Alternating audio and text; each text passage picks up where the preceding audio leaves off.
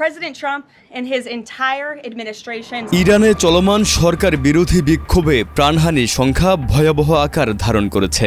দেশটির এক কর্মকর্তা জানিয়েছেন এ পর্যন্ত প্রায় ২,০০০ মানুষ নিহত হয়েছেন। মঙ্গলবার আন্তর্জাতিক বার্তা সংস্থা রয়টার্সকে এই তথ্য নিশ্চিত করা হয়।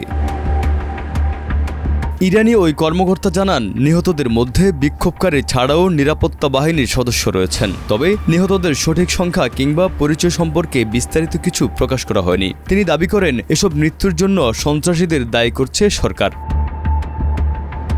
এর আগে একটি আন্তর্জাতিক মানবাধিকার সংস্থা জানিয়েছিল কয়েক শতাধিক মানুষ নিহত হয়েছেন এবং হাজার হাজার বিক্ষোভকারীকে গ্রেপ্তার করা হয়েছে।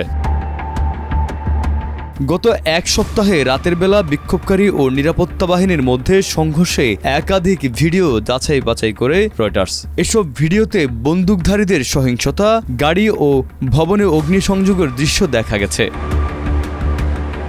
কয়েকদিনের টানা ইন্টারনেট ব্ল্যাকআউটের পর সোমবার থেকে পরিস্থিতি কিছুটা স্বাভাবিক হওয়ায় সামনে আসছে ব্যাপক ক্ষয়ক্ষতির চিত্র। হাসপাতালগুলোতে নিরাপত্তা বাহিনীর গুলিতে আহতদের ভিড় দেখা যাচ্ছে। অন্যদিকে মর্গগুলোতে জমেছে নিহতদের মরদেহ।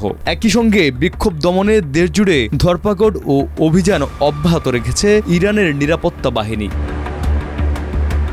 এদিকে যুক্তরাষ্ট্র জানিয়েছে ইরানি বিক্ষোভকারীদের পক্ষে সামরিক পদক্ষেপ নেওয়ার বিষয়টি এখন মার্কিন প্রেসিডেন্ট ডোনাল্ড ট্রাম্পের বিবেচনায় রয়েছে। তবে ওয়াশিংটন কূটনৈতিক সমাধানে অগ্রাধিকার দিতে চায়।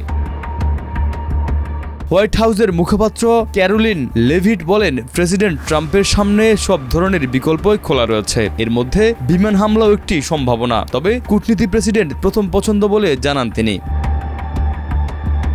লেভিড আরও বলেন ইরানি শাসকরা প্রকাশ্যে যে বক্তব্য দিচ্ছেন গোপনে পাঠানো বার্তার সঙ্গে তার বড় ধরনের অমিল রয়েছে। সেই বার্তাগুলো পর্যালোচনা করার আগ্রহ রয়েছে প্রেসিডেন্ট ট্রাম্পের।